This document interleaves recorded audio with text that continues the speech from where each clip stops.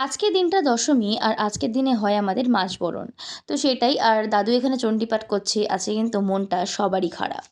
প্রথমত আমাদের আজকের দিনে সকালে মানে দর্পণ বিসর্জনের ঠিক আগেই প্রতিটা ঘরের যে দ্বার আছে, প্রতিটা দ্বারকেই কিন্তু এরকমভাবে চন্দন, সিঁদুর, আম আম ধান-ধূপ সব দিয়ে কিন্তু বরণ করা হয়।